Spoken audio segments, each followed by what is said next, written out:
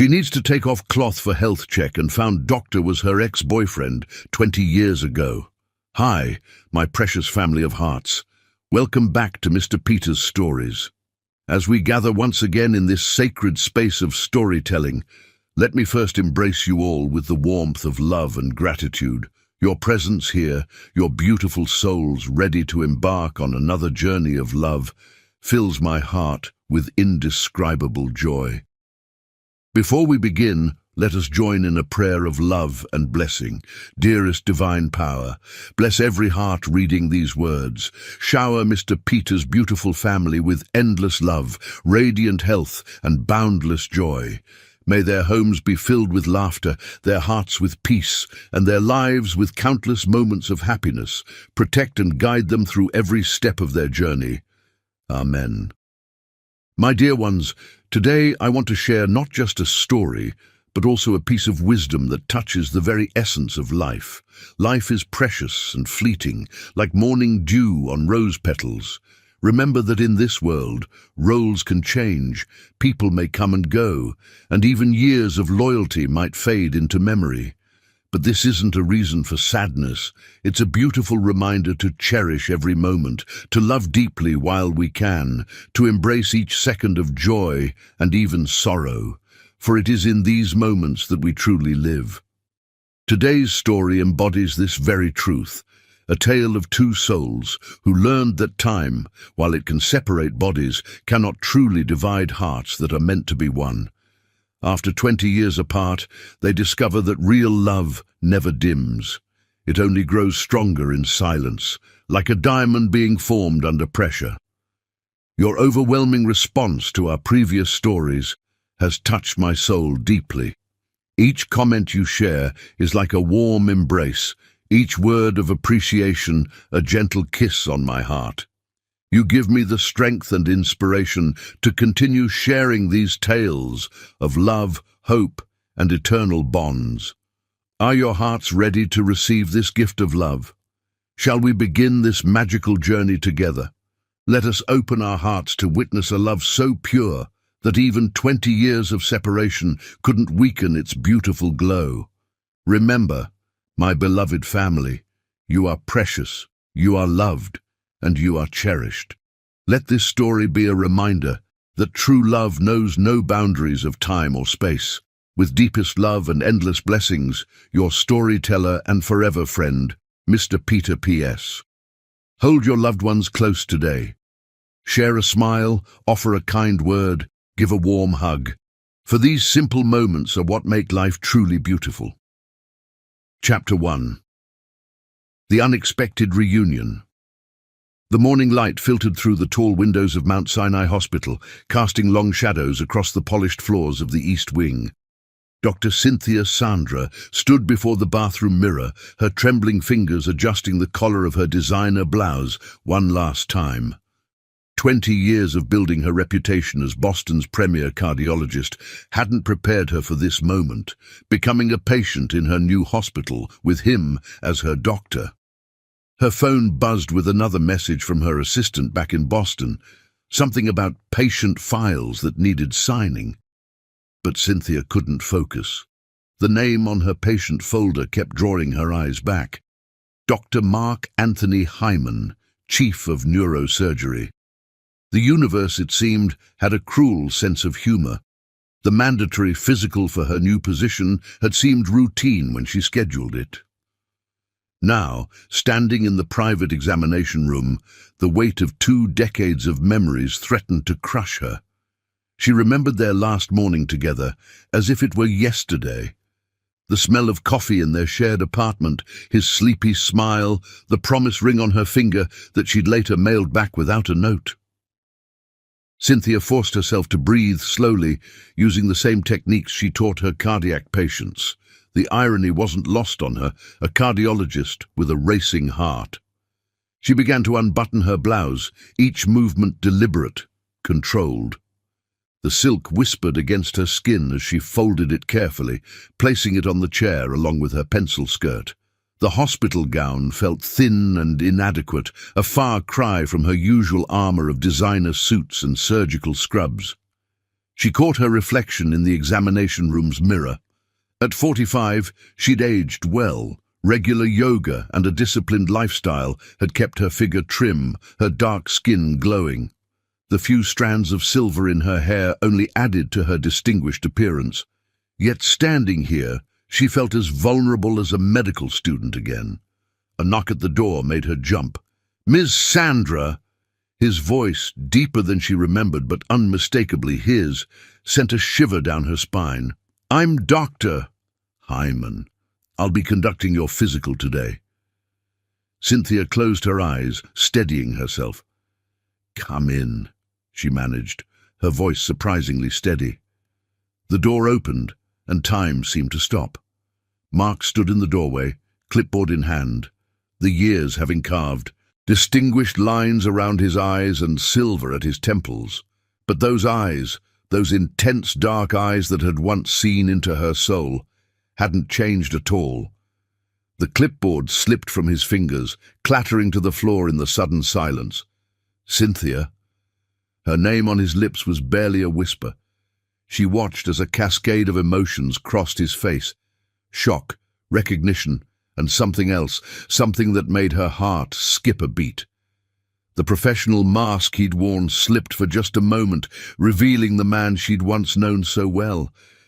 "Hello, Mark," she said softly, acutely aware of the thin hospital gown, of how it clung to her curves in the morning light. "I suppose Boston General didn't forward my medical records after all." He bent to retrieve the clipboard, using the moment to compose himself.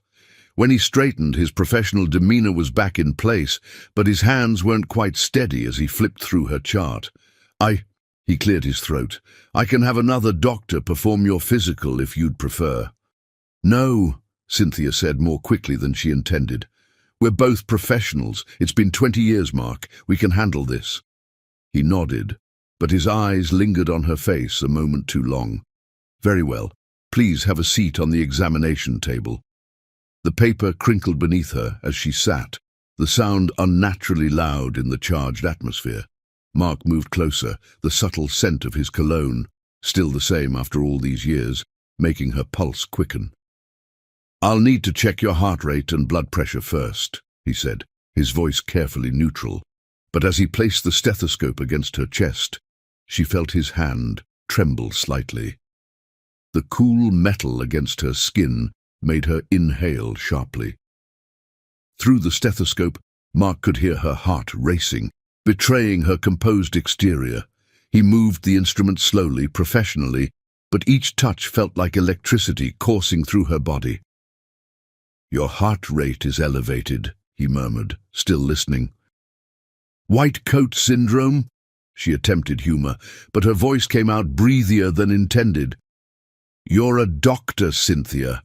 You don't get white coat syndrome."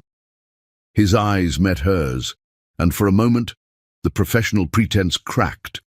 The examination continued, each moment a delicate dance between past and present. When he checked her lymph nodes, his fingers brushing against her neck, she couldn't suppress a small shiver. His hands stilled for a fraction of a second before continuing their clinical assessment. "You've done well for yourself," he said as he made notes on her chart. "Chief of Cardiology at Boston General. I read your paper on innovative approaches to minimal invasive cardiac procedures." "And you," she replied, watching him write, "your research on neurovascular regeneration is groundbreaking. I followed your work on—" She trailed off, realizing what she'd admitted. A ghost of a smile touched his lips. "You followed my work." "Professional interest," she said quickly, but they both knew it was more than that. The rest of the examination proceeded with careful precision, but every touch held echoes of their past. When he tested her reflexes, she remembered how those hands had once traced patterns on her skin. When he checked her eyes, she recalled how those same eyes had once looked at her with pure love. "Almost finished," he said, his voice slightly hoarse. "I just need to check your back." The gown gaped open as she turned, revealing the smooth expanse of her back. She heard his sharp intake of breath and knew he'd seen it. The small scar near her shoulder blade from their med school days, when they'd gone hiking and she'd slipped. He'd carried her 2 miles back to their car. His fingers traced the professional path of a medical examination, but they both felt the weight of memory in each touch. The small tattoo at the base of her spine, a caduceus she'd gotten their final year of med school, was still there, a permanent reminder of dreams they'd once shared. "You kept it," he said softly, his professional demeanor slipping again. "Some things," she whispered, "are harder to remove than others." The silence that followed was heavy with unspoken words. Mark stepped back, clearing his throat. "Everything seems to be in order, Doctor. Sandra, you're in excellent health." She turned back to face him, catching the flash of emotion in his eyes before he looked down at his notes. "Thank you, Dr. Hyman." "Cynthia," he started, then stopped, running a hand through his silver-streaked hair. "The neurosurgery department has been looking for a cardiology consultant. Your expertise would be invaluable. If you're interested—" The offer hung in the air between them, heavy with possibility. Cynthia knew she should decline, should run back to Boston and the safe, ordered life she'd built there. But something, perhaps the same something that had drawn them together all those years ago, made her nod. "I'll have my assistant send over my credentials," she said softly. Mark's hand was on the door handle when he paused. "It's good to see you, Cynthia. You're still—" He stopped, professional propriety warring with 20 years of regret. "Still what?" she whispered. "Still beautiful," he said quietly, and was gone before she could respond. Cynthia sat in the suddenly empty room, her heart thundering in her chest. Through the window, she could see the New York skyline, so different from Boston's familiar silhouette. Change was coming, as inevitable as the tide, and for the first time in 20 years, she was ready to let it sweep her away. She began to dress, each movement deliberate, trying to ignore how her hands shook as she buttoned her blouse. Her phone buzzed again, Boston calling her back to her carefully constructed life. But as she smoothed her skirt and checked her appearance one final time, she knew everything had already changed. The woman who walked out of that examination room wasn't the same one who had entered it. 20 years of carefully maintained distance had crumbled in the space of 30 minutes, and somewhere beneath the professional veneer they'd both hidden behind, old embers had begun to glow. Mount Sinai's halls stretched before her, promising new beginnings or fresh heartbreak. She wasn't sure which, but as she heard Mark's voice down the corridor, discussing a case with another doctor, she knew one thing with certainty. Running away wasn't an option this time. Whatever this was, whatever it might become, she would stay and face it. After all, some hearts take the scenic route home. Chapter 2. Echoes of Yesterday. The following week passed in a blur of orientation meetings and administrative paperwork as Cynthia settled into her new role at Mount Sinai. She'd accepted the position as cardiology consultant to the neurosurgery department, telling herself it was purely professional advancement.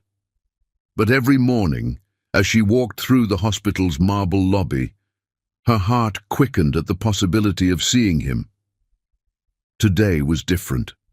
Her first official consultation with Mark's department loomed ahead, and she'd spent an extra hour getting ready, her fingers trembling slightly as she applied her signature red lipstick. The woman in the mirror looked polished, professional. Louboutin heels, tailored charcoal suit, pearl earrings that caught the morning light. But underneath that careful exterior, she felt like that young medical student again, about to present her first case.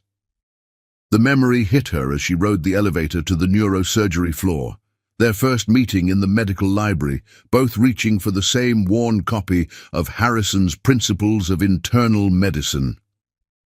His fingers had brushed hers, and she'd felt that same electric current that still sparked between them 20 years later. The elevator doors opened, and there he was, as if her memories had conjured him. Mark stood at the nurse's station, his white coat draped casually over his broad shoulders, silver hair catching the fluorescent light. He was reviewing a patient file, his brow furrowed in concentration, the same expression he'd worn during their late-night study sessions. "Dr. Sandra," he said, looking up as she approached. His voice was professional, but his eyes lingered on her face. "Thank you for coming up to discuss the Henderson case." "Of course, Dr. Hyman," she replied, equally formal. They were both acutely aware of the nurses watching their interaction with poorly concealed interest. He led her to his office, and the familiar scent of his cologne wrapped around her like a memory. The space was exactly what she would have expected, meticulously organized, walls lined with medical texts and framed achievements. But there, half hidden behind a stack of journals, she spotted something that made her breath catch. A small framed photo of their graduating class, the two of them standing close together, young and in love, and unaware of what lay ahead. Mark followed her gaze and quickly moved to his desk, shuffling papers. "The Henderson case is complex," he said, his voice slightly rough. "The tumor is pressing on both the cardiac and neural pathways." Cynthia forced herself to focus on the medical charts he spread before her, but her mind kept drifting to another set of papers they'd once pored over together. Their residency applications, planning futures that were supposed to intertwine. "The cardiac involvement is significant," she noted, leaning closer to examine an image. Her hair brushed his shoulder, and she felt him tense beside her. The subtle movement brought another memory crashing back, studying anatomy together, his fingers tracing the paths of veins and arteries on her skin, turning medical knowledge into intimacy. "What would you recommend?" His voice was low, professional, but she could hear the undertone of something else, something that had nothing to do with medicine. She straightened, putting careful distance between them. "We'll need to monitor the cardiac function closely during surgery. I'd suggest—" She launched into a detailed medical explanation, falling back on years of expertise to mask her turbulent emotions. Mark nodded, making notes, but his pen stilled when she reached across him for a file. The sleeve of her blazer rode up slightly, revealing the delicate bracelet she still wore. A gift from him during their second year of medical school. A tiny silver caduceus charm catching the light. "You kept it," he said softly, all pretense of professional distance momentarily forgotten. "I. Cynthia touched the bracelet unconsciously. "It reminded me why I became a doctor." The air between them grew thick with unspoken words. Through the office window, they could see the busy hospital corridor, staff rushing past, lives continuing as normal while their carefully constructed worlds shifted on their axes. "Do you remember," Mark said suddenly, his voice barely above a whisper, "the night we got our first cardiac case? You were so excited you couldn't sleep. We spent hours in the library, reviewing every possible complication." Cynthia's throat tightened. "You brought coffee at midnight, and pastries from that little bakery on 3rd Street. You had powdered sugar on your nose," he smiled, the memory softening his features. "You were beautiful even then, surrounded by medical texts, your hair falling out of that messy bun." Their eyes met, and for a moment, the years between them dissolved. He was still the brilliant, passionate medical student who had stolen her heart, and she was still the ambitious young woman who had believed in forever. A knock at the door shattered the moment. "Dr. Hyman?" A nurse peered in. "Your next patient is ready." Reality crashed back. They were no longer those young students. They were accomplished doctors, professionals with responsibilities and reputations to maintain. "Thank you for your consultation, Doctor." "Sandra," Mark said, his voice steady despite the emotion she could see in his eyes. "I'll have the surgical schedule sent to your office." Cynthia gathered her files, her hands trembling slightly. Of course. Please let me know if you need anything else. She walked to the door, her heels clicking against the polished floor. At the threshold, she paused, unable to resist looking back. Mark stood by his desk, his posture rigid, watching her with an intensity that made her heart race. "The bakery," she said softly. "It's still there, on 3rd Street. His eyes widened slightly, understanding the invitation hidden in her words. "They still make those chocolate croissants you loved." "Some things," she whispered, "never change." She left before he could respond, her heart thundering in her chest. In the elevator, she pressed a hand against the cool metal wall, steadying herself. 20 years of carefully maintained distance was crumbling, and she wasn't sure whether to be terrified or exhilarated. The day continued, filled with patient consultations and administrative meetings, but her mind kept drifting back to Mark's office, to the look in his eyes when he'd seen her bracelet.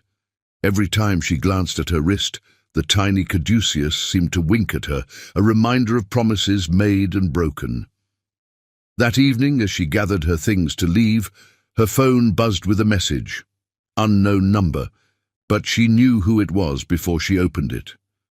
"They close at 9. The croissants are still best when they're warm." Cynthia stared at the message, her finger hovering over the reply button.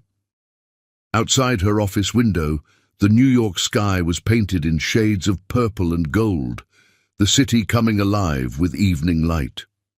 She thought of her empty apartment, of the carefully ordered life she'd built in Boston, of all the reasons she should delete the message and maintain professional boundaries.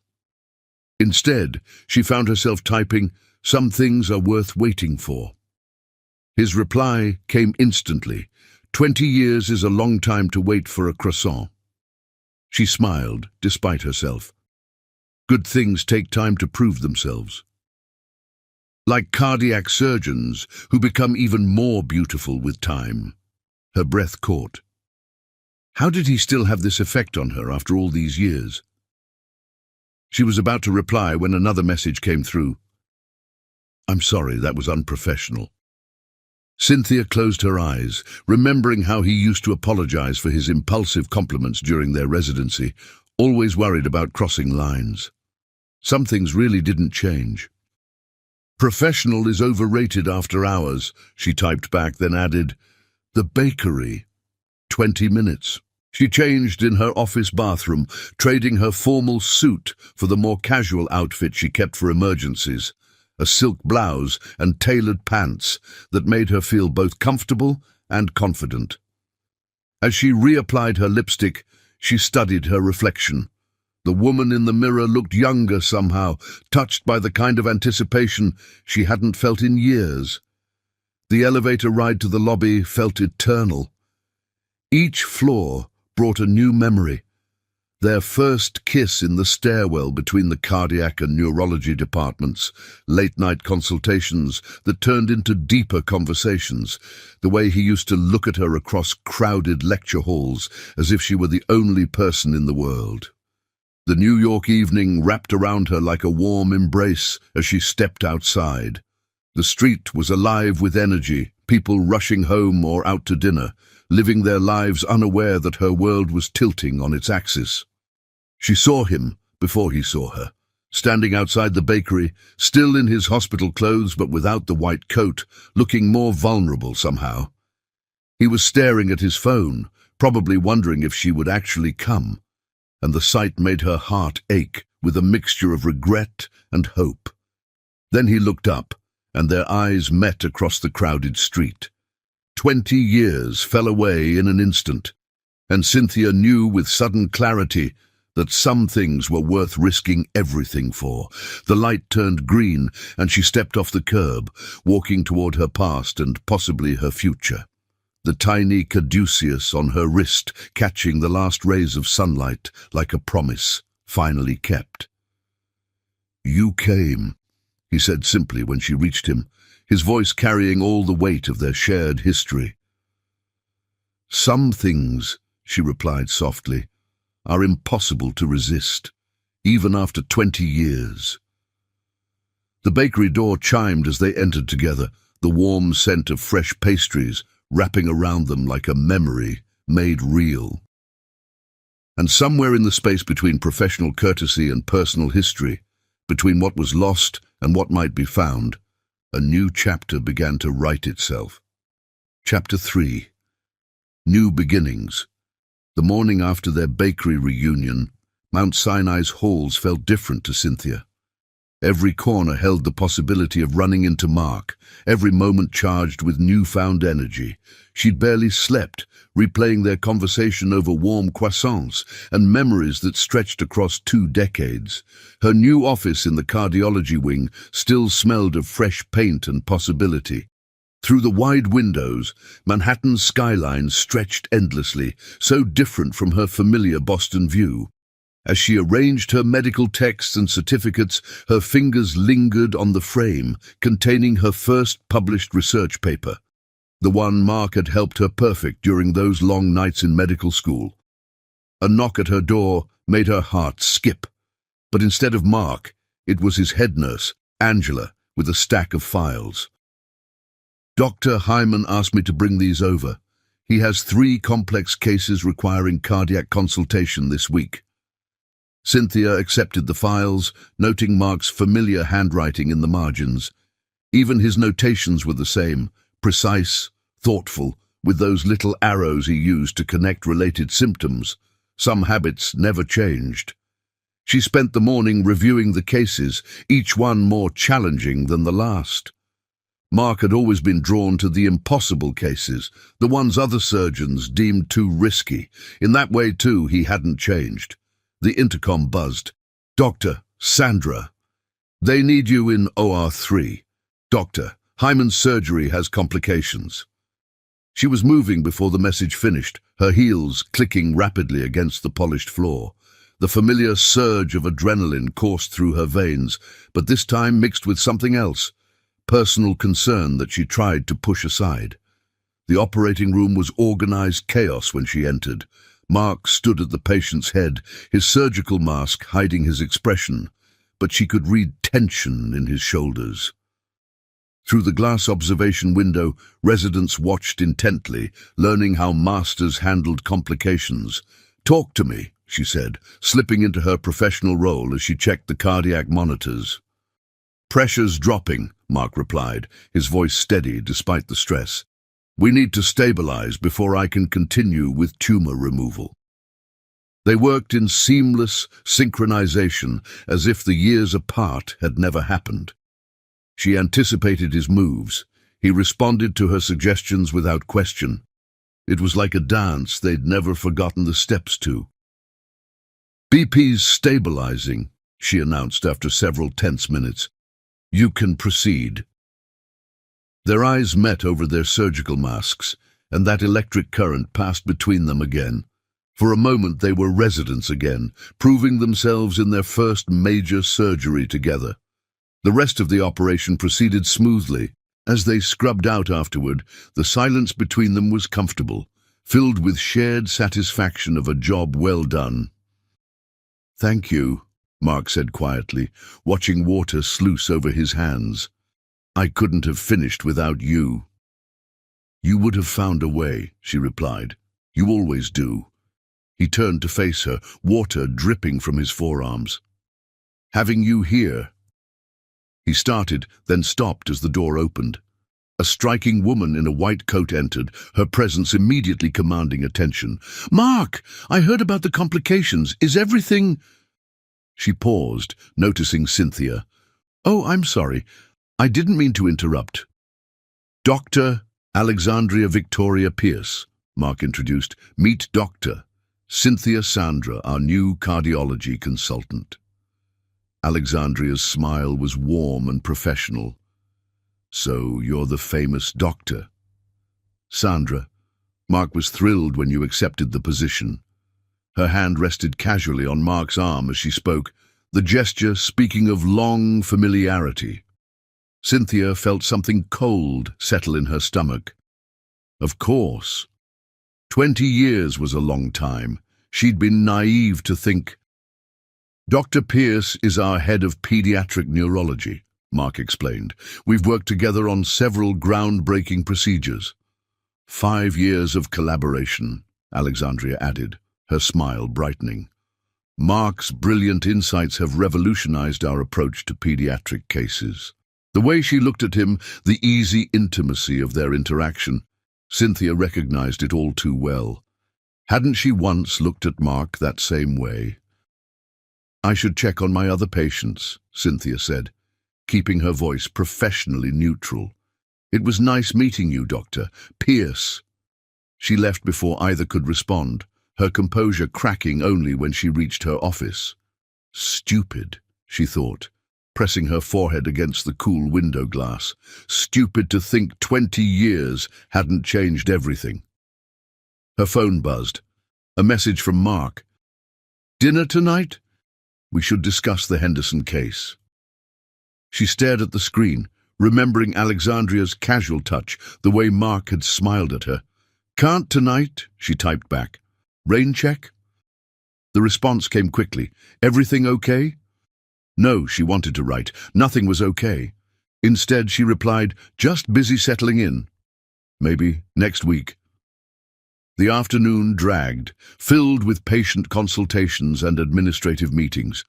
Every time her office door opened, her heart jumped.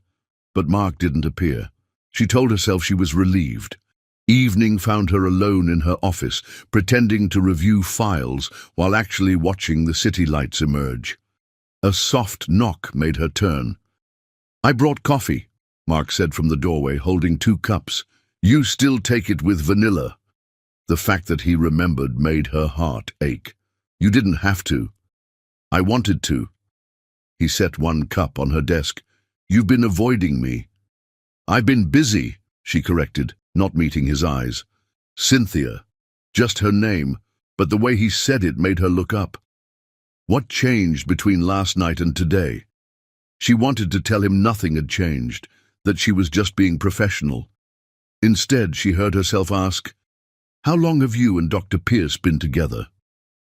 Mark's expression shifted from concern to confusion, then understanding dawned. "Alexandria and I aren't together. She's a colleague, nothing more." "The way she looks at you is the way a friend looks at a friend," he finished. "Nothing more." Mark ... He moved closer, his presence filling her office like it once had filled her heart. "Do you know why I never married Cynthia?" She shook her head, not trusting her voice. "Because every woman I met I compared to you, and they all fell short." The confession hung in the air between them, heavy with 20 years of regret and possibility. "I should have fought harder," he continued softly. "Should have followed you to Boston, should have—" "We were young," she interrupted. "Ambitious. Maybe we needed the time to become who we are now." He reached out, his fingers brushing her cheek so lightly she might have imagined it. "And who are we now?" The question echoed in the space between them, full of possibility and danger. Through her office window, the city sparkled like scattered stars, reminding her of nights they'd spent dreaming of futures just like this. "We're 2 people," she said carefully, "with 20 years of life between who we were and who we are. That's a lot of space to bridge." "Then let's start building," he replied simply. "Have dinner with me tomorrow, not to discuss cases, just dinner." She should say no, should maintain professional boundaries, should protect her heart from hopes that had been crushed before. Instead, she found herself nodding. His smile, the one that had always been just for her, lit up his face. 8 o'clock? 8 o'clock, she agreed. After he left, Cynthia sat in her darkening office, the coffee cooling, forgotten on her desk. Through the wall, she could hear the hospital's nighttime rhythms, nurses changing shifts, monitors beeping, life continuing its endless cycle. Her phone buzzed with a message from Mark. "In case you're wondering, I still remember your favorite restaurant in the city, too." Despite herself, she smiled. Some memories it seemed time couldn't erase. The night spread out before her, full of possibilities and fears. Tomorrow would bring what it would bring. But for now, in the quiet of her office, Cynthia allowed herself to hope that maybe, just maybe, some stories deserved a second chapter. She gathered her things, her movements unhurried for the first time all day. As she passed the surgical board, she noticed Mark's name listed for tomorrow's procedures, a complex spinal surgery that would take most of the day. He'd be exhausted by dinner time, but he'd still made plans with her. The thought warmed her as she walked to her car, the night air crisp with early autumn. Above the city's glow, a few stars managed to shine through, reminding her of nights spent stargazing on the hospital roof during their residency. Tomorrow would bring its own challenges. Alexandria's presence in Mark's life would need to be understood, professional boundaries would need to be navigated, and 20 years of separate lives would need to be bridged. But tonight, driving home through the city that had unexpectedly offered her a second chance, Cynthia felt something she hadn't in years, the fluttering possibility of beginning again. Not as the people they had been, but as the people they had become. Her phone buzzed one last time as she parked at her apartment. "Sweet dreams, Doctor." "Sandra, some things are worth waiting 20 years for." She smiled in the darkness of her car, remembering the taste of chocolate croissants and second chances. Tomorrow would come soon enough, but tonight, hope felt like a promise finally kept. Chapter 4. Shadows of Doubt. The anticipation of dinner with Mark had carried Cynthia through her morning rounds, but fate had other plans. A complex emergency case had forced them to reschedule, and now she found herself in the hospital's main cafeteria during lunch, her salad untouched as she watched Mark and Alexandria share an animated conversation several tables away. They sat close together, Alexandria's hand occasionally touching Mark's arm as she spoke, her perfect smile brightening her already striking features. A stack of medical journals lay between them, but their discussion seemed to move beyond professional boundaries, punctuated by shared laughter and meaningful glances. "They make a gorgeous couple, don't they?" a passing nurse commented, noticing Cynthia's gaze. "Everyone's been waiting for them to make it official." Cynthia's fork clattered against her plate. "They're not together," she said more sharply than intended. The nurse gave her a knowing look. "Not officially, but 5 years working together, the way she looks at him, it's only a matter of time." The words echoed in Cynthia's mind as she forced herself to look away. She remembered Mark's words from yesterday. "Alexandria and I aren't together." But seeing them now, she wondered if he was simply blind to what everyone else saw clearly. Her pager buzzed, offering a welcome escape. A patient in cardiac distress needed immediate attention. As she rose to leave, she caught Mark, looking her way, his expression unreadable. Alexandria was still talking, seemingly unaware she'd lost his attention. The emergency kept Cynthia occupied for hours. It was the kind of complex case she excelled at, requiring all her focus and expertise. By the time she'd stabilized the patient, evening had settled over the city, painting her office windows in shades of purple and gold. She was completing her case notes when a knock interrupted her concentration. Looking up, she found Mark in her doorway, his surgical scrubs replaced by a crisp shirt and slacks. "I thought we could try for that dinner now," he said softly, "to make up for the rain check." Before she could respond, Alexandria appeared beside him, still in her white coat, but somehow looking runway-ready. "Mark, the results from the Thompson trial just came in. They're revolutionary." She paused, noticing Cynthia. "Oh, I'm sorry. Am I interrupting?" "No," Cynthia said quickly, gathering her papers. "I was just finishing up. You two go ahead." "Cynthia," Mark started, but Alexandria was already pulling him away, her excitement about the trial results bubbling over. "We'll discuss it over dinner," Alexandria was saying. "I made reservations at that Italian place you love." Their voices faded down the hallway, leaving Cynthia alone with the dying light and her growing doubts. She told herself she was being ridiculous. Mark had made his feelings clear, but watching them together, seeing their easy familiarity. Her computer chimed with a new email, the hospital's quarterly newsletter. She opened it absently, then froze. There on the screen was a photo of Mark and Alexandria at a medical conference, their heads bent close together over a presentation. The caption read, "Doctors Hyman and Pierce, Mount Sinai's dynamic duo, revolutionizing pediatric neurosurgery." The photo captured their professional partnership perfectly. Both brilliant, attractive, clearly in sync. They looked like they belonged together in every way. Cynthia closed the email, but the image stayed with her. She remembered how she and Mark had once been that in sync, how their colleagues had once described them as the perfect medical power couple. Now he had that with someone else. Her phone buzzed with a message from Mark. "I'm sorry about dinner. Again. Breakfast tomorrow."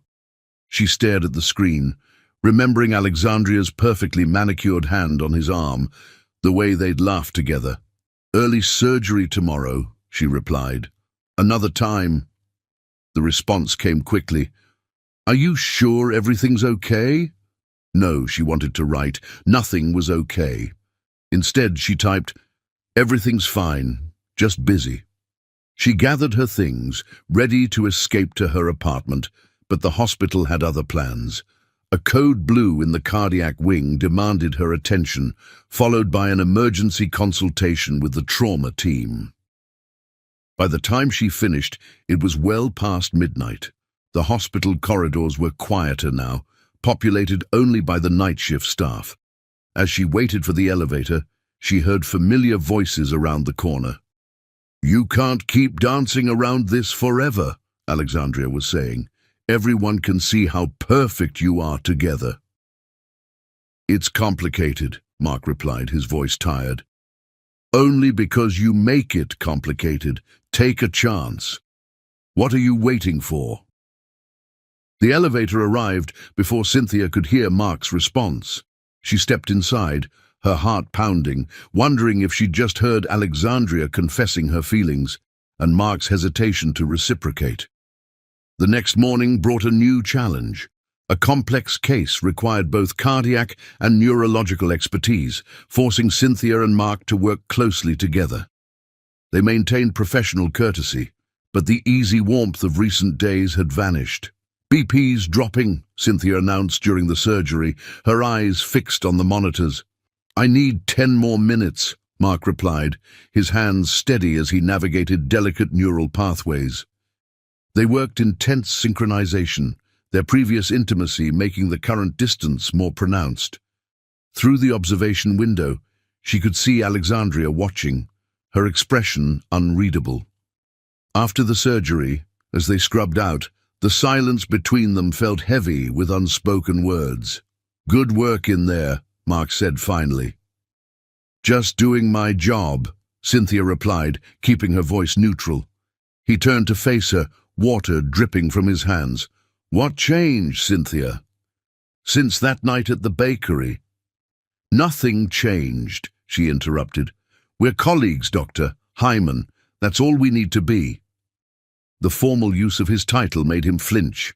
"Is that really what you want?" Before she could answer, the door opened. Alexandria entered, her face lighting up at the sight of Mark. "There you are. I've been looking everywhere for you." Cynthia dried her hands quickly. "Excuse me," she murmured, slipping past them. She made it halfway down the corridor before Mark caught up with her. "Cynthia, wait." She turned, maintaining professional composure despite her churning emotions. "Yes, Dr. Hyman." "Stop that," he said softly. "Stop pretending we're just colleagues." "Aren't we?" She gestured back toward the scrub room, where Alexandria waited. "You've built a life here, Mark. A successful partnership. I won't complicate that."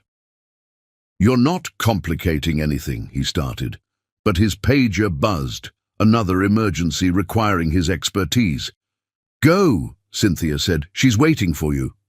She walked away before he could respond, her heels clicking against the polished floor, each step taking her further from the future she'd briefly allowed herself to imagine.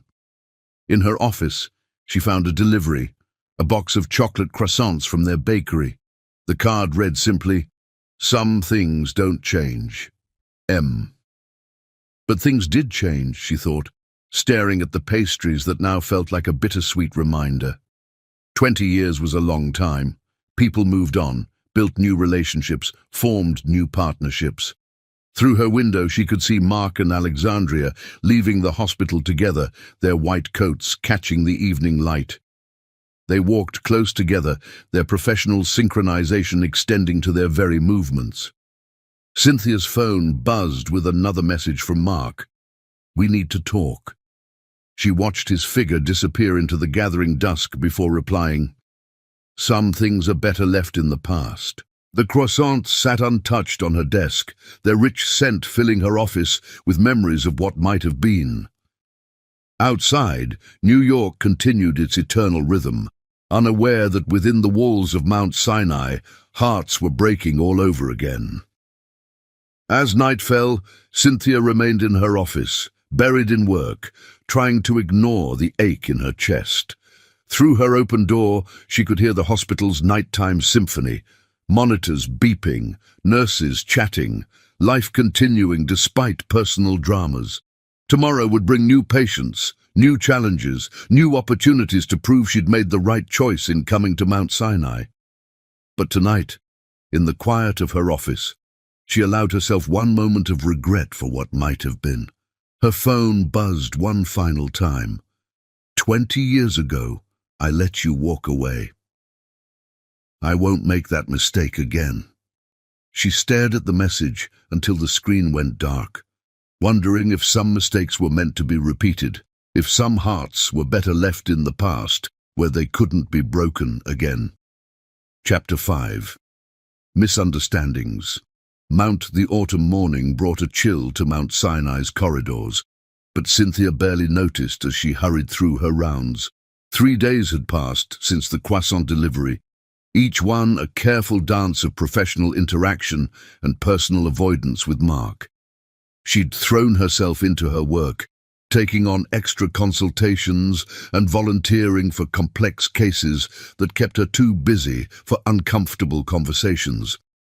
Today's schedule was particularly packed, starting with a presentation to the hospital board about the new cardiac wing.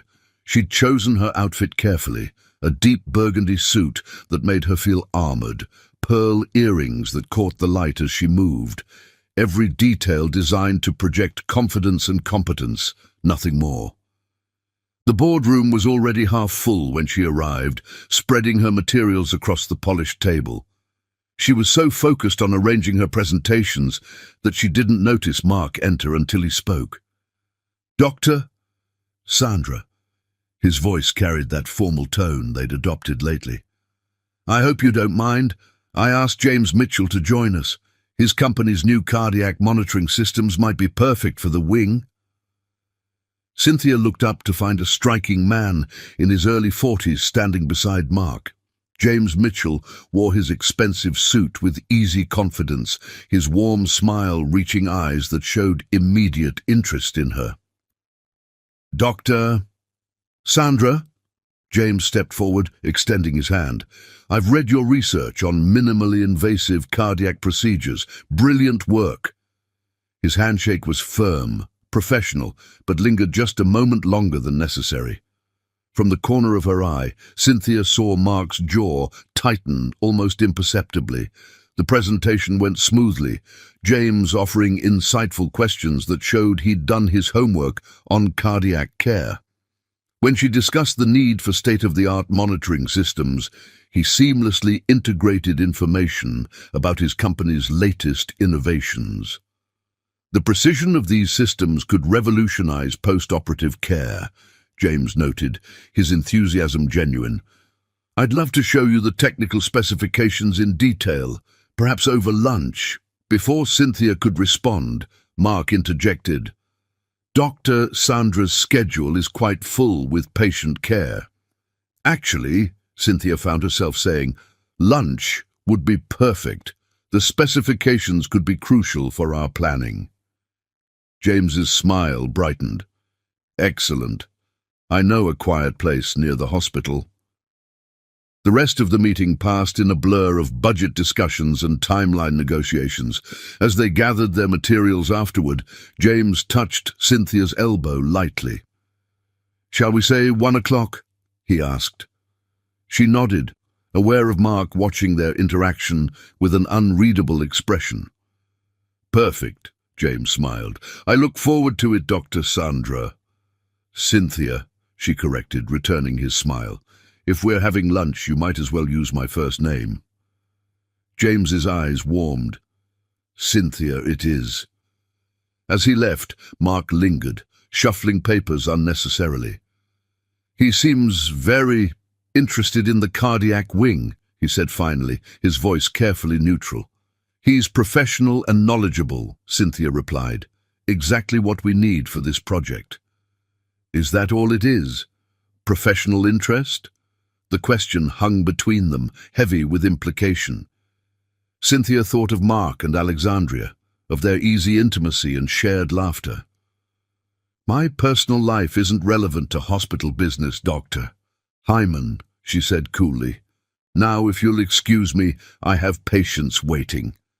She left him standing there, her heels clicking sharply against the floor, each step a small act of defiance. She had rounds to complete before lunch, but her mind kept drifting to James's warm smile, to the way he'd looked at her with undisguised admiration. At 1 o'clock precisely, James was waiting in the hospital lobby. He'd chosen a small French bistro 2 blocks away, intimate without being romantic, perfect for a business lunch that might be something more. "I hope you don't mind," he said as they were seated. "But I took the liberty of researching your work before the meeting. Your approach to cardiac care is revolutionary." Their conversation flowed easily, moving from medical technology to their respective backgrounds. James had lost his father to heart disease, which had driven his interest in cardiac care innovation. His passion for the field was evident, his knowledge impressive. "I have to admit," he said over coffee, "I'd hoped to meet you even before this project came up. Your reputation precedes you." Cynthia felt herself blushing slightly.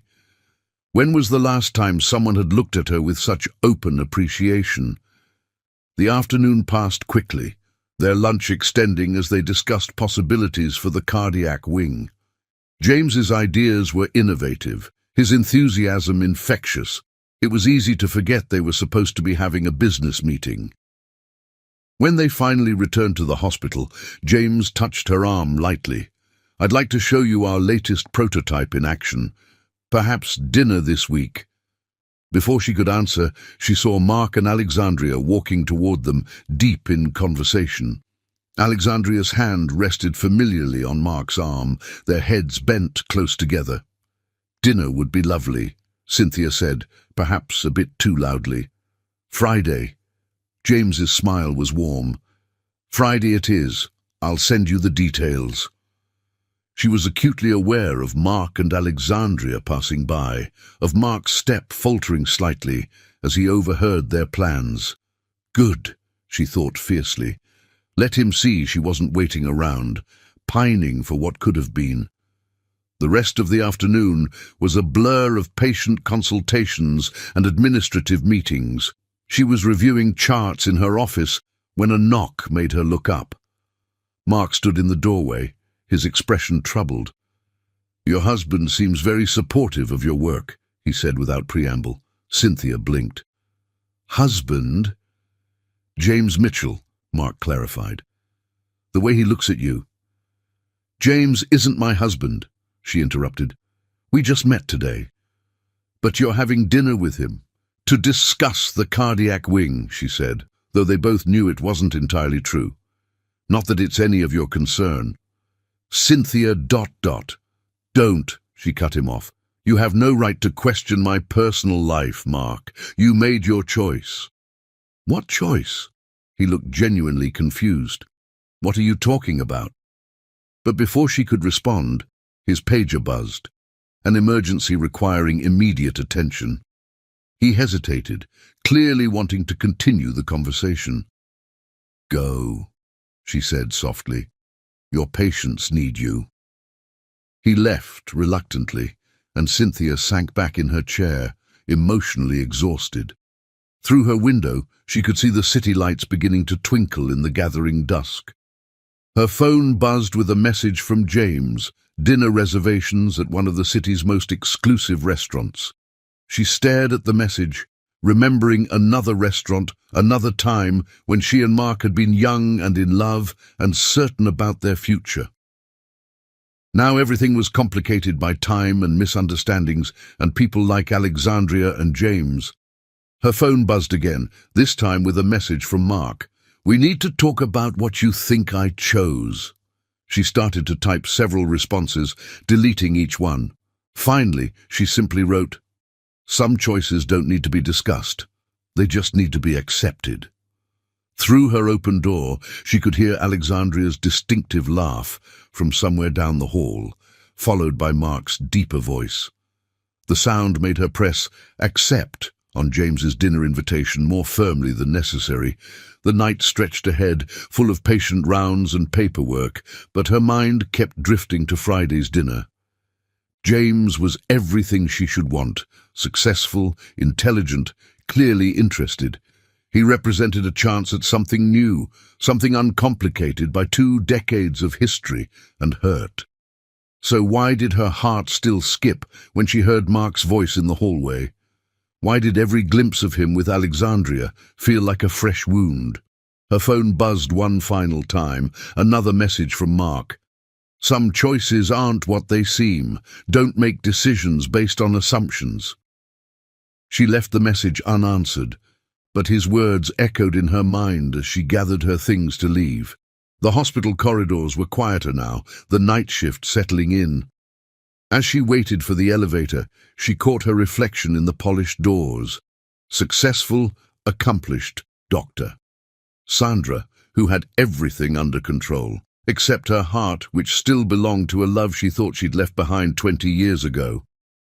The elevator doors opened, and she stepped inside, pressing the button for the lobby. Tomorrow would bring new patients, new challenges, and dinner with a man who looked at her like she was something precious. But tonight, in the solitude of the descending elevator, she allowed herself to wonder if some choices were made not by action, but by assumption, and if some assumptions, once examined, might prove to be entirely wrong. Chapter 6. The Kiss That Changed Everything.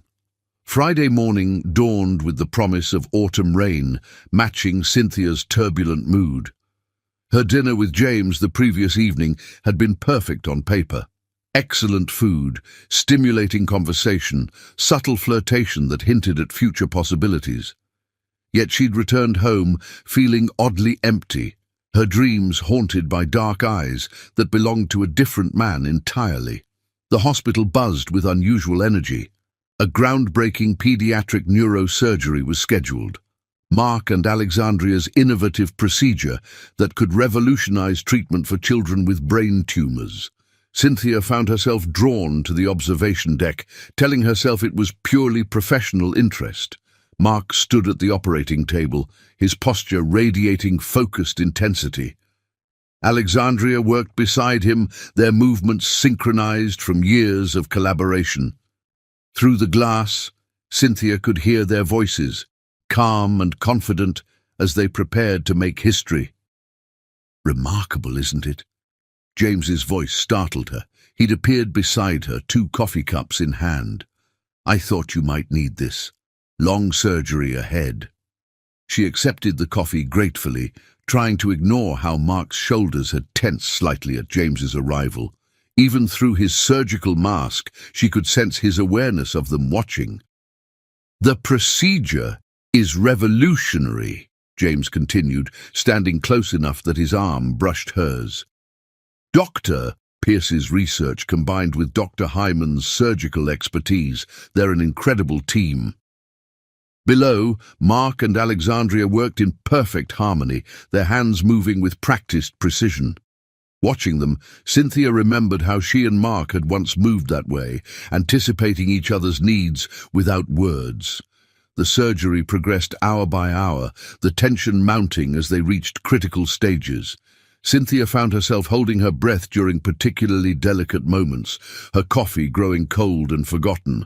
Finally, after 6 grueling hours, success. The tumor was removed completely, the child's vital signs strong and stable. The observation deck erupted in applause as Mark and Alexandria stepped back from the table. What happened next seemed to unfold in slow motion. Alexandria, still in her surgical gear, threw her arms around Mark in an exuberant hug. "We did it!" she exclaimed, and before anyone could react, she pressed a quick, jubilant kiss to his cheek through their masks. "You're brilliant." Through the glass walls of the operating room, Cynthia saw everything with crystal clarity. The kiss, the intimate embrace, the way Mark's hands came up to Alexandria's waist. She didn't stay to see more. "Cynthia, wait!" James called after her, but she was already moving, her heels clicking rapidly against the floor as she escaped to her office. She made it inside just as the first tears threatened to fall. Stupid, she thought fiercely, pressing her palms against her eyes. Stupid to care, stupid to hope, stupid to think. A knock interrupted her thoughts. "Dr. Sandra?" It was James, concern evident in his voice. "Are you all right?" She quickly composed herself, grateful for the excuse of work. "Fine," she called back. "Just reviewing some urgent files." He entered anyway, carrying the coffee she'd abandoned. "You left this," he said softly, "and I thought you might want to talk." "About what?" She kept her voice professionally neutral, shuffling papers on her desk. "About what just happened in there." He set the coffee down and perched on the edge of her desk. "About why it upset you enough to run." "I didn't run," she protested. "I have work to do." "Cynthia," his voice was gentle, "I've seen how you look at him when you think no one's watching, and how he looks at you when he thinks the same." She stared at her hands, unable to meet his knowing gaze. "It's complicated." "Isn't it always?" He touched her shoulder lightly. "Want to talk about it over dinner tonight?" Before she could respond, another figure appeared in her doorway. Mark stood there, still in his surgical scrubs, his face etched with concern and something else, something that made her heart race despite herself. "Dr. Sandra," he said formally, though his eyes betrayed his emotion.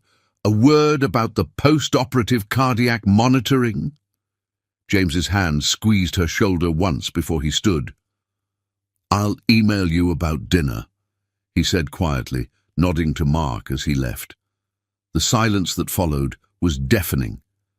Cynthia busied herself with her computer, refusing to look at Mark directly. "Congratulations on the successful surgery." "Cynthia, please look at me." "I have patients waiting, Doctor. Hyman, what you saw in the OR ... was none of my business," she interrupted. "You don't owe me any explanations." "Don't I?" He moved closer, his presence filling her office like it once had filled her heart. "After everything we've been through." "We haven't been through anything in 20 years, she said sharply. "What you do with Dr. Pierce is your concern." "Alexandria?" He sounded genuinely confused. "That wasn't what you think." "It doesn't matter what I think." She stood abruptly, needing to move, to breathe. "We're colleagues, nothing more. You made that clear enough." "When did I ever make that clear?" His voice rose slightly. "If anything, I've been trying to show you exactly the opposite." "Really?" She whirled to face him. "Then why does everyone in this hospital think you and Alexandria are perfect for each other? Why does every nurse, every doctor, every staff member just assume it's a matter of time?" "Because they don't know me," he said quietly. "Not like you do. Not like you did." The past tense hung between them like a physical presence. Through her window, she could see Alexandria crossing the parking lot, still in her surgical scrubs, victory evident in her stride. "Go celebrate with your team," Cynthia said softly. "You've earned it." "Come with us," he countered. "Be part of the celebration." She shook her head. "I have dinner plans." "With James?" His jaw tightened. "He seems very attentive." "He is." She lifted her chin. "He's also uncomplicated by 20 years of history." "Is that what you want, uncomplicated?" "What I want." She stopped, emotion threatening to overwhelm her. "What I want doesn't matter anymore." "It matters to me," he said softly. "It's always mattered to me." But before she could respond, his pager buzzed. Post-operative checks needed his attention. He hesitated, clearly torn between duty and desire to continue their conversation. "Go," she said. "Your patient needs you." He moved to the door, but paused there. "This isn't finished, Cynthia. We're not finished." After he left, she sank into her chair, emotionally exhausted. Her phone buzzed with a message from James, dinner reservations at 8. She stared at it, remembering his gentle understanding, his uncomplicated interest. Then another message arrived from Mark. "What you saw wasn't what you think. Some things are worth explaining. Some people are worth fighting for." Through her open door, she could hear the hospital celebrating the successful surgery. Alexandria's voice carried down the corridor, still excited, still full of victory. And somewhere beneath all the noise, Cynthia's heart beat an uncomfortable truth. Sometimes the most complicated path was the only one worth taking. She picked up her phone, staring at the two messages, James's dinner invitation and Mark's plea for understanding. 20 years ago, she'd chosen what seemed like the simpler path. Now, standing at another crossroads, she wondered if she was brave enough to choose differently. The rain that had threatened all morning finally began to fall, painting streaks across her office window. Somewhere in the hospital, Mark was tending to his patient, Alexandria was basking in their success, and James was waiting for her answer about dinner. And Cynthia Sandra, who had spent 20 years building walls around her heart, found herself wondering if some walls were meant to be torn down, no matter how much it might hurt in the process. Chapter 7. Lonely Nights. The weekend stretched before Cynthia like an endless expanse of emptiness. She'd cancelled her dinner with James, unable to pretend interest in uncomplicated possibilities when her heart was in such turmoil. Now, standing in her apartment overlooking Central Park, she watched the city lights flicker to life as dusk settled over Manhattan. Her phone lay silent on the kitchen counter, though she'd checked it countless times since yesterday's scene in the operating room. No messages from Mark, no explanations, no arguments against her assumptions, just silence heavy with everything left unsaid. Sleep proved elusive that night, her mind replaying the image of Alexandria in Mark's arms, their shared triumph made intimate by that impulsive kiss. Around 3 in the morning, she found herself driving to the hospital, telling herself she needed to check on post-operative patients. The night shift nurses barely glanced up as she made her way to her office, her heels echoing in the quiet corridors. But instead of stopping there, her feet carried her to the hospital roof, their old sanctuary during residency, where they'd escaped to stargaze and dream between grueling shifts. The door creaked open to reveal she wasn't alone. Mark stood at the railing, still in his surgical scrubs, staring out at the city lights. He didn't turn, but she knew he sensed her presence. "Couldn't sleep either." His voice was rough with exhaustion. "Checking on patients," she lied, staying by the door. "At 3 a.m.? Now he did turn, and the sight of him, silver hair tousled, eyes heavy with fatigue and something deeper, made her heart ache. "Some things don't change, do they? You always were a terrible liar." She moved to the railing, keeping careful distance between them. "And you always could read me too well." "Could I?" He ran a hand through his hair, a gesture so familiar it hurt. "Then why do you think I'd choose anyone else when my heart has belonged to you for 20 years? The words hung in the pre-dawn air, heavy with promise and pain. Below them, the city hummed with early morning energy, unaware of the drama unfolding above. "I saw you with her," Cynthia said softly. "The way you work together, the way she looks at you, the kiss." "A celebration of success," he interrupted. "Nothing more. Alexandria is brilliant and dedicated, and yes, we work well together. But she's not." He stopped, looking at her with an intensity that made her breath catch. "She's not you. Mark... Do you know what I see every time I close my eyes?" He stepped closer, his voice dropping. "That first physical exam when you walked into my office, 20 years melted away, and suddenly I was that young resident again, completely in love with the most beautiful, brilliant woman I'd ever met." "Stop," she whispered.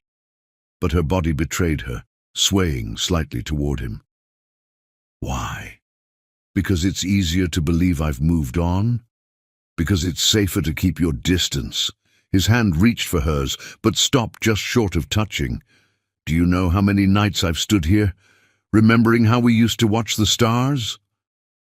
"The city lights are too bright now," she said, her voice barely audible. "You can't see the stars anymore." "Some lights never dim," he replied softly. "Some stars keep shining no matter how much time passes." A door slammed somewhere below, breaking the moment. Cynthia stepped back, wrapping her arms around herself against the pre-dawn chill. "I should go," she said. "Early rounds tomorrow." Cynthia. Just her name, but the way he said it made her pause. "We can't keep dancing around this forever." "There is no this," she said, more sharply than intended. "There's just two people who used to know each other, trying to work together professionally. Is that what you really believe?" Before she could answer, both their pagers buzzed. A major trauma coming in, all hands needed, professional duty called, offering an escape from dangerous emotions. They worked side by side in the trauma bay, their personal turmoil buried beneath years of training. A car accident had left a young couple fighting for their lives, requiring both their expertise. "BP's dropping," Cynthia announced, her hands steady as she worked. "We need to stabilize before—" "I see it," Mark replied, already moving to assist. They worked in perfect synchronization, anticipating each other's needs without words. Hours later, as dawn broke over the city, they stood in the scrub room, washing blood from their hands. The couple would live, their quick action and seamless teamwork having made the difference. "We've always been better together," Mark said quietly, watching water swirl down the drain. "In everything." Cynthia dried her hands carefully, buying time to steady her voice. "That was a long time ago." "Was it?" Because in there just now, it felt like no time had passed at all. She turned to face him, ready to argue, but the words died in her throat. He looked exhausted, vulnerable in a way few people ever saw, and so achingly familiar that it hurt. "I have to go," she said instead. "Post-operative notes." "Run away if you need to," he said softly. "But remember this. Every time you walk away, you're not just leaving me, you're leaving us, leaving what we could be." She made it to her office before the tears came, hot and unexpected. Through her window, she could see the sun rising over the city, painting the sky in shades of hope and possibility. Her phone buzzed, a message from James asking about rescheduling dinner. She stared at it, remembering his uncomplicated interest, his gentle understanding. It would be so easy to say yes, to choose the simpler path. But then Mark walked past her office, his surgical scrubs changed for fresh ones, ready to face another day of saving lives. He paused briefly, their eyes meeting through the glass, and in that moment she knew. Some choices weren't really choices at all. Some hearts knew their true home, even after 20 years of wandering. As morning rounds began, bringing new challenges and complications, Cynthia found herself remembering their conversation on the roof. The city lights might be too bright for stargazing now, But some stars, as Mark had said, never stopped shining. The question was whether she was brave enough to reach for them again, knowing the fall might break her completely this time. Her phone buzzed once more. Another message from Mark. Some nights are only lonely because we choose to spend them apart. She stared at the words until they blurred, wondering if loneliness was the price of safety or if some risks were worth taking, no matter the cost. The hospital day continued its eternal rhythm. But beneath the professional facade, beneath the careful distance and polite interactions, something had shifted. Like tectonic plates moving imperceptibly beneath the Earth's surface, change was coming. The only question was whether it would bring destruction or create something new and beautiful from the ruins of what once was. Chapter 8. Breaking Point. Monday morning brought a case that would test both their professional expertise and personal resolve. Sarah Chen, a promising young violinist, had been diagnosed with a complex brain tumor that threatened not only her life, but her ability to play. The case required both Mark's surgical precision and Cynthia's cardiac expertise, forcing them to work together despite the tension simmering between them. The preoperative consultation found them in Mark's office, surrounded by brain scans and cardiac readings. Cynthia had chosen her armor carefully that morning, a navy suit that made her feel invincible. Her hair swept up in a professional twist, but her carefully constructed facade cracked when she entered his office to find him studying Sarah's scans with the same intense focus she remembered from their residency days. "The tumor's location is problematic," he said without looking up. "Any pressure on these neural pathways could end her career." Cynthia moved closer, studying the images. "The cardiac involvement complicates the approach. Her heart won't tolerate prolonged surgery. We need to be quick and precise." He finally looked at her, dark circles under his eyes, suggesting he'd spent the night studying the case. "Like we used to be." The reference to their past hung in the air between them. 20 years ago, they'd been known for their perfect synchronization in the operating room, anticipating each other's needs before they arose. "Dr. Pierce has experience with similar cases," Cynthia said, unable to keep the edge from her voice.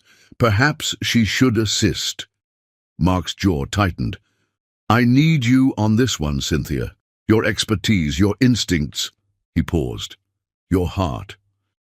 "My heart has nothing to do with this case. Doesn't it? Because right now it's your heart that's standing in the way of us working together like we used to." "Don't," she warned. "This is about a patient, nothing more. Is it because every time I try to get close, you throw up walls, or mention Alexandria, or run to James Mitchell?" "Leave James out of this." "Why? You've made him part of this equation." Their voices had risen, drawing attention from the hallway. Through the glass walls of Mark's office, Cynthia could see staff trying not to stare. "This is neither the time nor place," she said, gathering her files. "I'll review the cardiac data and send you my recommendations." "Running away again?" His voice was sharp with frustration. "You've gotten good at that over the years."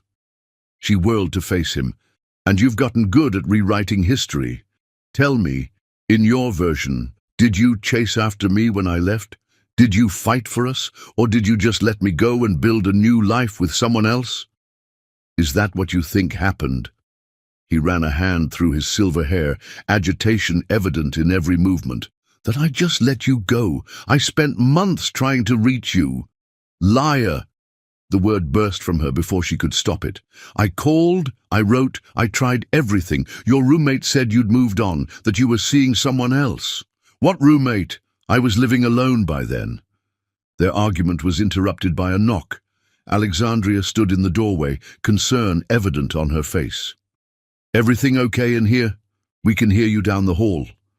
Mark straightened, professional mask sliding back into place. "Fine, just discussing a complicated case." "I can help," Alexandria offered, moving closer to Mark in that familiar way that made Cynthia's chest tighten. Two heads are better than one. Three's a crowd, Cynthia muttered, gathering her things. I'll send my notes. She was halfway to her office when Mark caught up with her, grasping her arm gently but firmly. This isn't over. Let go, she said quietly, aware of curious eyes watching their interaction. Not until you hear me out. 20 years ago. Dr. Hyman, a nurse interrupted, slightly breathless. Sarah Chen's seizing. They ran to the patient's room, personal drama forgotten in the face of medical crisis. Working together, they stabilized her condition, their movements synchronized despite their anger. We need to operate today, Mark announced once Sarah was stable. The tumor's growing faster than we thought. Her heart's not strong enough, Cynthia argued. We need more time to prepare.